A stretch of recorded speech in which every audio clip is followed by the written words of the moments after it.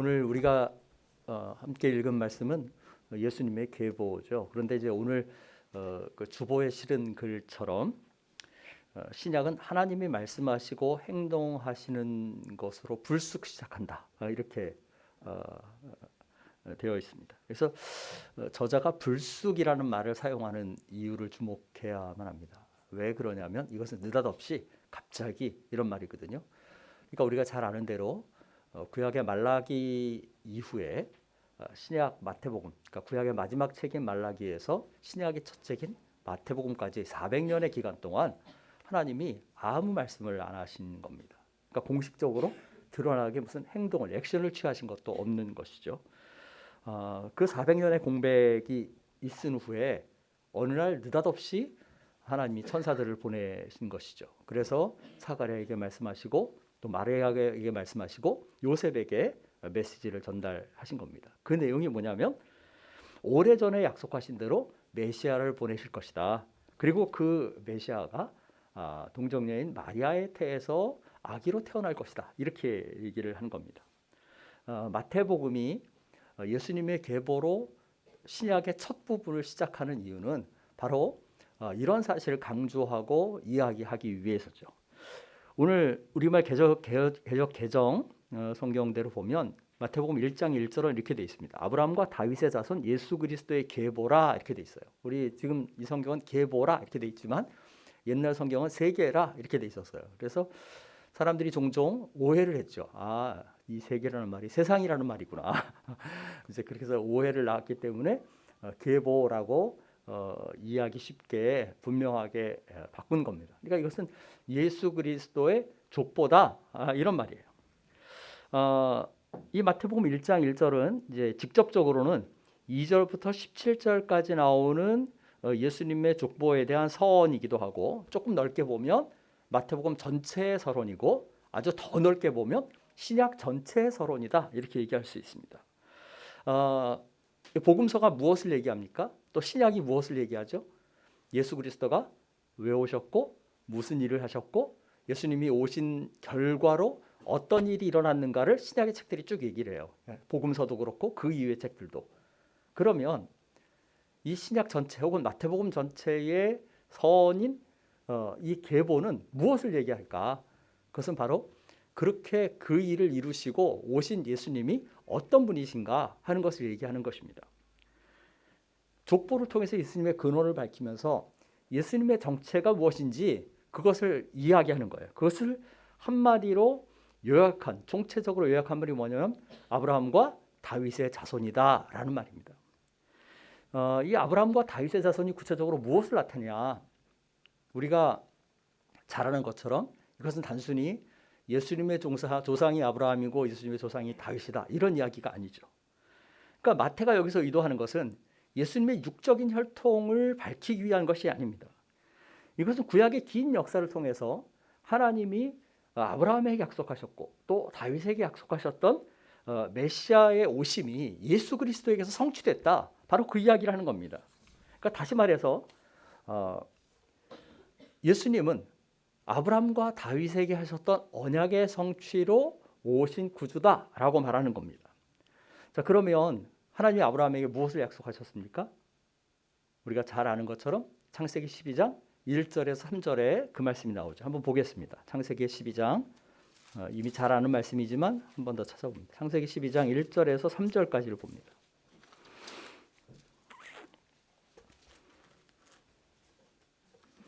같이 읽습니다. 12장 1절에서 3절 시작. 여호와께서 아브라함에게 이르시되 너는 너의 고향 친척과 아버지의 집을 떠나 내가 네게 보여줄 땅으로 가라. 내가 너로 큰 민족을 이루고 네게 복을 주어 내 이름을 창대하게 하리니 너는 복이 될지라. 너를 축복하는 자에게는 내가 복을 내리고 너를 저주하는 자에게는 내가 저주하리니 땅의 모든 족속이 너로 말미암아 복을 얻을 것이라 하신지라. 하나님이 아브라함을 부르실 때 하신 명령과 약속이에요. 그러니까 1절은 명령이고 2절과 3절은 그 명령에 순종했을 때 주어질 복을 얘기합니다. 그런데 2절과 3절의 내용을 한마디로 요약하면 뭐겠습니까? 복이 될지라. 너는 복이 될지라. 이게 2절 3절의 내용이에요. 예전 성경은 2절 마지막 구절을 복의 근원이 될지라 이렇게 돼 있었는데 조금 더 정확하게 말하면 오늘 개역 개정처럼 너는 복이 되라 라는 말입니다. 그러니까 하나님이 아브라함을 부르신 것은 아브라함 개인만 복 주시기 위한 것이 아니라 아브라함이 세상에서 복이 되는 존재가 되도록 그렇게 부르신 거예요. 그러니까 믿음의 조상인 아브라함을 부르심이 이와 같다면 그 믿음의 후손인 우리는 어떠냐? 우리도 역시 마찬가지로 하나님이 세상에서 복이 되는 존재로 부르신 사람들이라는 거예요. 그러니까 물론 하나님은 우리에게 복을 주시기를 원하죠. 우리가 복 받기를 원합니다. 그런데 하나님이 우리에게 복을 주시는 이유는 단순히 나만 그 복을 누리도록 하는 것이 아니라 나를 통해서 다른 사람들이 그 복을 누리도록 하시는 것입니다. 이게 기독교와 다른 종교의 차이점이에요. 그러니까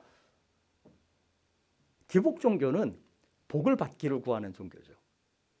기독교는 물론 복을 하나님이 주시는 것이 분명히 있고 우리가 복 받기를 원하지만 단순히 복 받는 데 그치는 것이 아니라 기독교는 복을 주는 종교예요. 기복 종교는 나와 내 가족의 행복과 안위만 구하면 됩니다. 윤리적인 것이나 도덕적인 것도 없고 그에 따른 다른 책임도 없어요. 그러나 그리스도인들에게 하나님이 요구하시는 것은 뭐냐면 너희가 받은 그 은혜와 복을 너희가 나누라라고 얘기하는 것입니다. 자기 행복과 만족만 추구하는 그리스도인은 어쩌면 하나님의 부르심을 제대로 이해하지 못한 사람이다 이렇게 얘기할 수 있어요. 그러니까 복이 되는 종교를 복을 받는 종교로 전락시키는 것입니다. 우리가 올해까지 이제 코로나 이전에는 성탄절이면 늘 자선경매를 했죠. 올해는 성탄 축하 행사는 하지만 안타깝게도 자선경매는 하지 못합니다. 그런데 우리가 예전에 자선경매를 하고 혹은 성탄 감사원금을 하고 하면 늘 이 그 수익금을 뭘로 썼어요? 구제비로 쓰든지 또 혹은 선교비로 쓰든지 그렇게 했습니다. 왜 성탄절에 성탄원금이나 혹은 자선경매 대금을 구제비나 선교비로 쓰느냐? 우리에게 하나님이 허락하신 복을 조금이라도 다른 사람과 나누고자 합니다. 물론 하나님이 주신 복이라고 말할 때 그건 단순히 물질적인 복이 아니죠. 더 근본적으로는 영적인 복이에요. 구원이죠. 그런데 하나님의 복을 나누는 것은 영적인 차원에만 머물지 않고 육적인 차원도 있다 하는 것입니다. 그러니까 우리의 물질을 나누는 것 혹은 우리의 시간을 누군가를 위해서 할애하는 것, 누군가를 섬기는 것, 그것이 바로 하나님의 사랑을 실천하는 것이다 이렇게 얘기할 수 있습니다. 자, 그런데 하나님이 아브라함에게 너는 복이 되라라고 하셨는데 이 복이 되라라고 하신 그 약속의 궁극적인 성취가 누구를 통해서 이루어지느냐 하는 걸 봐야 됩니다. 창세기 22장을 가서 보세요. 22장 16절에서 18절을 봅니다. 같이 읽습니다. 이르시되 여호와께서 이르시기를 내가 나를 가리켜 맹세하노니 내가 이같이 행하여 내 아들 내 독자도 아끼지 아니하였은즉 내가 내게 큰 복을 주고 내 씨가 크게 번성하여 하늘의 별과 같고 바닷가의 모래 같게 하리니 내 씨가 그 대적의 성문을 차지하리라. 또 내 씨로 말미암아 천하 만민이 복을 받으리니 이는 내가 나의 말을 준행하였음이니라 하셨다 하니라. 아멘. 언제 하신 말씀이에요? 아브라함이 이삭을 하나님 명령대로 순종해서 제물로 바쳤을 때 그때 하신 말씀입니다. 그러니까 이전에 아브라함에게 하셨던 약속을 다시 한번 재확인하는 거예요. 그런데 창세기 12장의 약속과 언약과 이 22장의 언약을 비교해 보면 아주 중요하게 크게 두드러지게 차이가 나는 부분이 있습니다. 그게 뭐냐면 좀 더 구체적으로 내 자손을 통하여 천하 만민이 복을 받을 것이다 했는데 그 자손이 누구냐? 그러니까 자손에 대해서 말씀하는 것이 나옵니다. 그러니까 보면 내 씨가 그 대적의 성문을 차지하리라라고 말씀해요. 그러니까 대적의 성문을 차지한다는 것은 성을 차지하는 것이죠. 그러니까 승리를 나타냅니다. 또 내 씨로 말미암아 천하 만민이 복을 받으리라 그렇게 얘기해요. 그러니까 조금 더 구체적으로 아브라함의 복이 어떻게 천하 만민에 임할 것이냐 하는 것을 내 씨로 말미암아라는 것을 분명히 밝히는 것입니다. 그러니까 장차 아브라함의 후손으로 오는 그 메시아를 통해서 승리와 복이 주어진다 하는 거예요. 결국 창세기 12장과 24장의 언약을 연결시켜 생각하면 오늘 마태복음 말씀을 생각할 때 이 아브라함에게 약속된 복은 예수 그리스도, 아브라함의 후손으로 오시는 예수 그리스도를 통해 이루어진다, 이렇게 얘기할 수 있습니다. 이 창세기 22장을 가만히 보면 한 가지 흥미로운 점 발견할 수 있어요. 하나님이 내 씨로 말미암아 천하 만민이 복을 얻게 할 것이다 라고 하는 약속을 주신 때가 언제냐는 거예요. 아까 말한 것처럼 아브라함이 자기의 독자 이삭을 아낌없이 하나님께 내어드렸을 때. 그러니까 하나님 어떤 생각을 하셨을까요? 그때 아브라함을 보면서 야, 내가 나를 닮았구나. 독생자를 아낌없이 내어주는 하나님의 사랑을 아브라함이 그 실천으로, 행위로서 표명해 보인 거죠. 그러니까 하나님의 마음이 얼마나 흡족하셨겠습니까? 이때 하나님이 기쁜 마음으로 내게서 태어날 그 후손이 천하 만민을 구원할 구주가 될 것이다 라고 말씀하신 겁니다. 그런데 여기서 유념할 건 뭐냐면 하나님이 내 씨로 말미암아 천하 만민이 복을 얻게 할 것이다 할 때 이 말씀에 분명히 천하 만민이 복을 얻게 할 것이다 라고 하셨다는 거예요. 그러니까 이 내 씨에 대한 약속이 단순히 유대인에게, 이스라엘 사람에게만 국한된 것이 아니라는 것이죠. 이 마태복음의 본문 역시도 같은 사실을 우리에게 보여줍니다. 가장 단적인 예는 이 예수님의 족보에 이방인들이 등장한다는 거예요. 그러니까 창세기 38장을 볼 때 3절에 나오는 다말은 유대인이 아닙니다. 이스라엘 사람이 아니에요. 그죠? 5절에 나오는 라합과 룻도 유대인이 아닙니다. 여리고의 기생이었던 라합은 가나안 사람입니다. 그죠? 룻은 모압 여인이에요. 이처럼 예수님의 조상 중에 여인들이 있고 특별히 이 여인들이 이방인이다라는 것을 감안하면 예수 그리스도로 말미암는 구원과 복은 어떻게 돼 있어요? 천하 만민에게, 모든 사람에게 임하는 복이다라는 겁니다. 마태복음을 우리가 흔히 유대인을 위한 복음서다 이렇게 이해를 합니다. 그러나 마태복음은 처음부터 온 백성에게 미칠 구원을 얘기를 해요. 그래서 마태복음 28장 가서도 마지막에 뭐라고 말합니까? 너희가 가서 제자를 삼는데 모든 족속을 제자를 삼아라고 얘기를 하시는 걸 봅니다. 그러니까 하나님의 복이 유대인에게만 국한된 것이 아닙니다. 이스라엘의 경계를 넘어서 온 세상 천하 만민에게 임하는 거예요. 이처럼 아브라함의 후손으로 오신 주님은 만민을 복되게 하시기 위해서 오신 주님입니다. 이 성탄의 소식은 누가가 말한 것처럼 온 백성에게 미칠 큰 기쁨의 좋은 소식이라는 것이죠. 이것은 그저 몇몇 사람만 알고 들을 이야기가 아니에요. 나 혼자만 알고 있을 이야기가 아니죠. 그렇다면 이 성탄에 우리가 생각할 것은 뭐냐면 우리 주변에 아직도 여전히 이 구주 되신 예수 그리스도를 모르는 사람들이 있는가 하는 것을 한번 살펴봐야 되죠.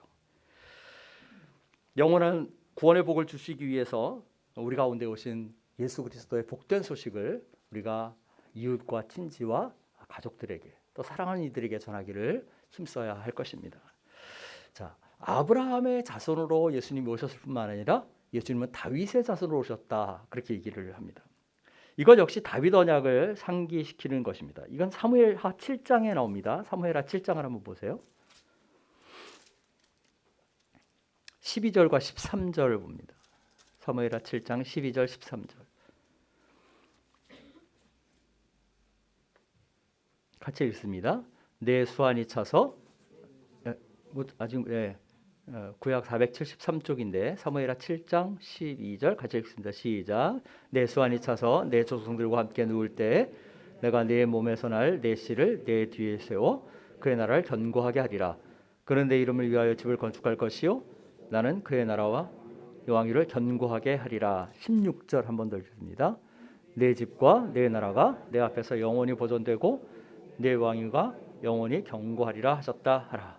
이 12절 13절의 약속은 1차적으로는 솔로몬에게 하신 약속이죠. 그러나 더 근본적으로 내 씨를 통해서 그 나라가 영원히 견고할 것이다 라고 하신 것은 결국은 영원한 왕으로 오시는 메시아를 염두에 둔 것입니다. 그러니까 그 다윗의 왕위가 우리가 역사적으로 알지만 물리적으로 그 실제적으로 영원히 계속되질 않잖아요. 그럼 다윗의 왕권이 영원히 계속되리라는 약속은 결국 누구에게서 이루어져요? 예수님에게서 이루어집니다. 바로 이 다윗의 자손이라는 말이 그러므로 강조하는 것은 뭐냐면 예수님이 바로 택한 백성 이스라엘의 하나님 백성의 진정한 왕이시다라는 것입니다. 사실 오늘 우리가 본 족보 자체가 그 사실을 강조를 합니다. 오늘 주보에 실린 설교 제목이 뭡니까? 다윗과 아브라함의 자손. 좀 이상하다라고 생각하시는 분들이 아마 있을 거예요. 그죠? 아마 궁금증을 느껴서 번역 성경들을 대조해 주신 분들은 내가 전 목사님이 왜 아브라함과 다윗의 자손이라고 제목을 잡지 않고 다윗과 아브라함의 자손이라고 잡았을까? 궁금해서 번역 성경을 찾아보신 분들은 아마 답을 발견했을 거예요. 왜 그럴까요? 헬라어 원문이 이렇게 돼 있습니다. 그러니까 헬라어로 말하면 이렇게 돼 있어요. 비블로스, 게네세오스, 예수, 그리스투, 휘우, 다윗, 휘우, 아브라함 이렇게 돼 있어요. 그러니까 직역하면 계보, 예수 그리스도의 다윗의 아들, 아브라함의 아들 이렇게 돼 있습니다. 그러니까 누가 먼저 나와요? 우리 개역개정처럼 아브라함이 먼저 나오는 게 아니라 다윗이 먼저 나와요. 아브라함이 조상이 더 윗 조상임에도 불구하고 아브라함을 말하지 않고 다윗을 얘기합니다. 왜 그럴까요? 다윗을 강조하는 거예요, 마태가.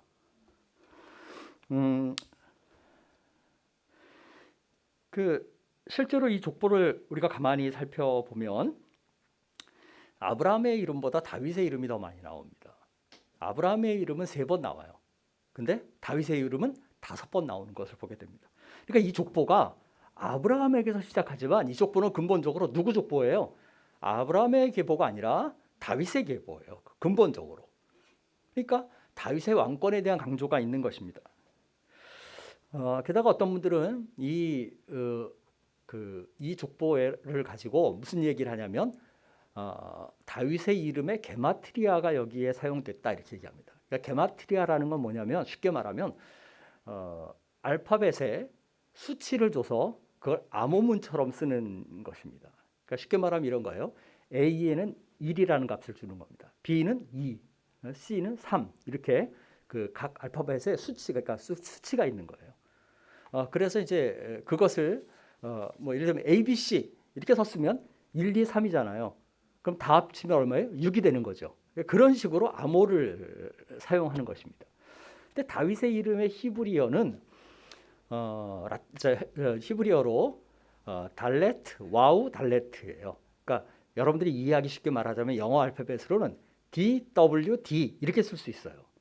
근데 D에 해당하는 달레트는 4번째 문자고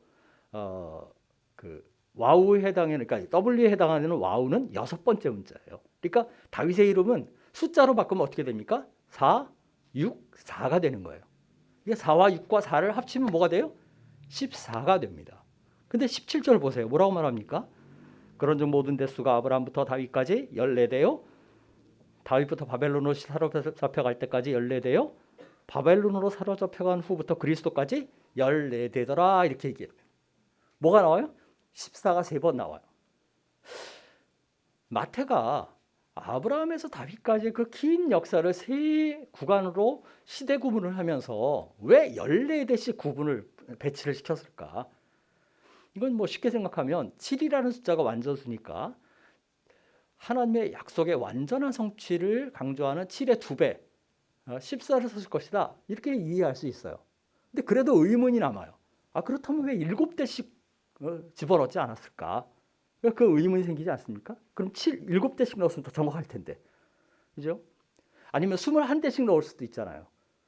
근데 왜 굳이 14대를 넣었을까?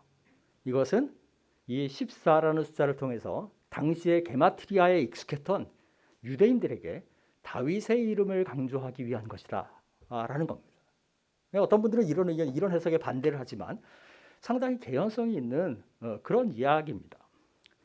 자, 장황하게 설명했지만 한마디로 마태가 이 족보를 통해서 강조하는 게 뭐예요?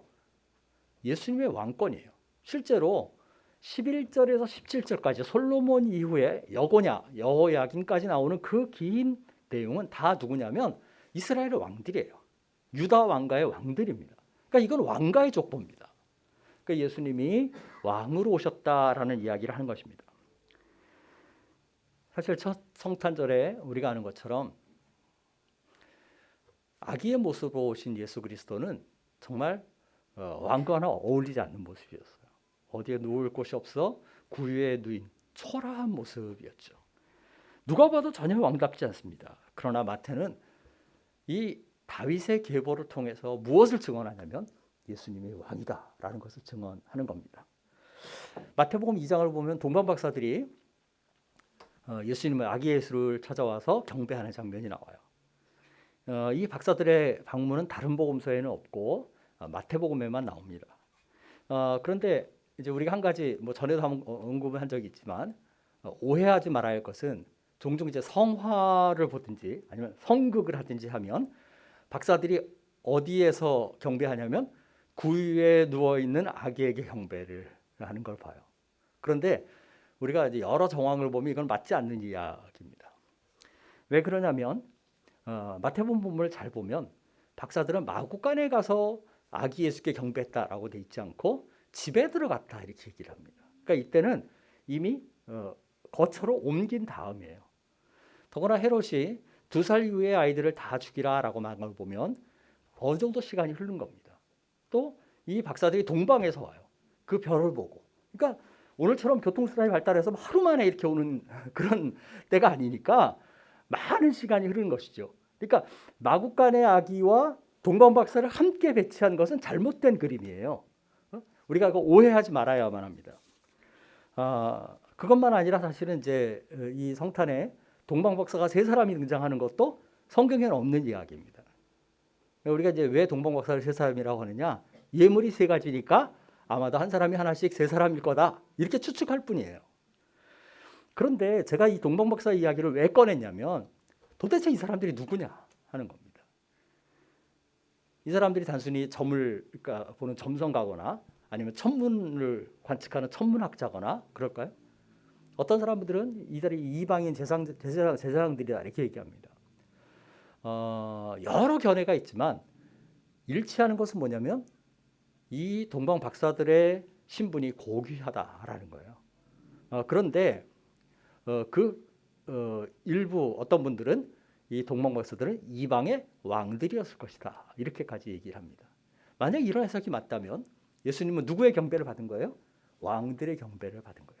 그러니까 예수님이 진정한 왕이시다라는 것을 마태가 강조했다는 것이죠. 이런 사실을 우리가 기억하고 성탄을 맞아서 다윗의 자손으로 오신 예수님을 생각할 때 우리 스스로 짚어보고 확인할 것이 하나 있습니다. 그게 뭐냐면 나는 과연 내 인생에 예수 그리스도를 왕으로 모시고 있는가 하는 겁니다. 나는 진정으로 그분을 나의 주권자로 나의 주님으로 인정하고 있느냐 하는 겁니다. 제가 요즘 번역하는 책이 존 파이브 목사님의 그 구원하는 믿음은 무엇인가라는 책이에요. 근데 그 책에 보면 주제권 구원 논쟁에 대한 언급이 있습니다. 여기서 주제권이라는 것은 그 로드십입니다. 그러니까 주되심이에요. 주되심. 그러니까 주되심 구원론 논쟁이에요. 우리나라에는 별로 알려지지 않은 논쟁인데 1980년도에 그러니까 그 80년대에 미국에서 굉장히 뜨겁게 논쟁이 있었던 그런 그 논쟁입니다. 이 논쟁이 일어난 이유는 뭐냐면 어떤 사람들이 이렇게 얘기한 거예요. 예수님의 마스크를 쓰고 그러니까 좀 숨이 차네요. 어떤 분들이 뭐라고 얘기하냐면 예수님의 주님 되심을 인정하지 않고도 그저 그분이 구주라는 것만 그 사실만 믿고 받아들이면 구원 얻는다 이렇게 얘기한 거예요. 그러니까 이 주장은 세대주의 진영에서 나온 주장인데 쉽게 말하면 이런 거예요. 예수님을 믿어서 중생하기만 하면 된다는 것이죠. 그 다음에 예수를 주로 고백하며 제자의 삶을 사는 것은 상관없다는 거예요. 그러니까 아주 우리가 쉽게 이해하는 거예요. 예수 믿으면 되지. 예수님만 믿으면 되지. 그 이후의 삶은 어떻든 아무 상관없어. 그럼 구원 얻어. 이렇게 얘기하는 거죠. 근데 이제 예수 믿고 구원 얻는다라고 말할 때 그건 회심 차원인데 우리가 쉽게 이해하기 쉽게 말하면 이게 뭐예요? 중생이죠. 출생입니다. 영적으로 태어나는 거예요. 그 위에 제자가 되고 주를 고백하며 그리스도인답게 사는 것. 그건 뭐예요? 성화의 단계예요. 자, 만약에 여러분들 가운데 이 주님으로 예수를 인정하지 않고 구주로만 믿기만 하면 무조건 구원으로라고 하는 말이 맞는 말 같아 라고 생각한다면 무언가 좀 잘못된 겁니다. 왜 그러냐면 우리는 분명히 영적으로 태어나지만 육적인 출생도 그렇잖아요. 태어난 후에 정상적인 그 출생이라면 어떻게 돼 있어요? 그 아기는 자라나게 돼 있어요. 그죠? 성장하게 돼 있어요. 그리고 출생의 단계와 성장의 단계는 단절되거나 구분되어 있지 않습니다. 계속되는 과정이에요. 그죠? 영적인 출생도 마찬가지인 겁니다. 그러니까 예수 그리스도를 영접할 때는 그냥 단순히 구조로만 영접하는 게 아니에요. 예수 그리스도는 영접할 때 주님으로서도 우리가 영접하는 것입니다. 그래서 어떤 사람들이 예를 들면 신자됨이 따로 있고 제자됨이 따로 있다라고 말하면 이건 그리스도인 삶을 2단계로 구분하는 거예요. 그러니까 제자까지 된 사람은 어때요? 1등급 신자한 거죠. 근데 제자가 못 되고 신자만 된 사람 뭐예요? 2등급 신자가 돼버리는 거예요. 이런 구분은 문제가 있어요. 제가 예전에 제자됨에 대해서 강의하면서 얘기를 했지만 모든 그리스도인은 예수 믿자마자 다 제자입니다. 성경이 그렇게 얘기를 해요. 아까 마태복음 28장 얘기했잖아요. 너희가 모든 족속으로 제자를 삼아 세례를 주라. 그러니까 세례를 주는 것과 제자를 삼는 것이 다른 것이 아닙니다.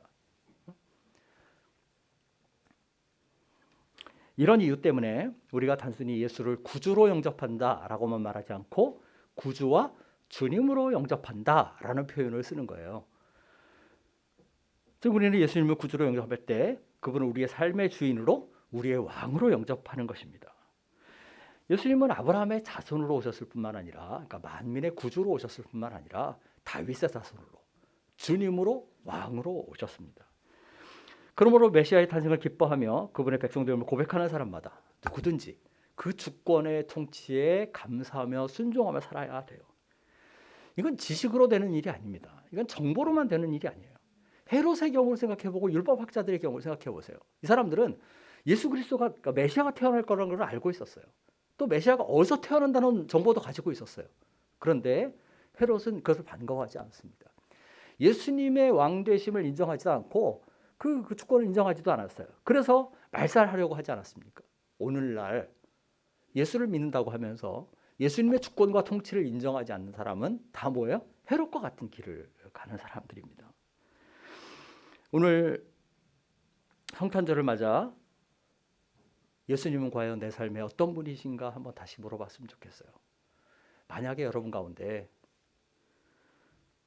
예수 그리스도의 탄생에 대한 지식은 있는데 여전히 내 삶에 그분의 통치가 없고 내가 그 주권에 순종함이 없다면 나는 2000년 전의 역사적인 성탄은 인정하고 받아들이지만 내 개인적으로 예수 그리스도의 성탄을 내 삶에서 인정하지 않는 것과 마찬가지입니다.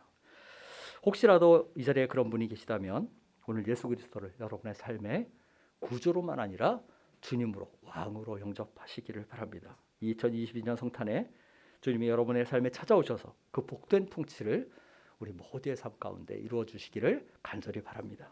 찬양하겠습니다. 기도하고 성례식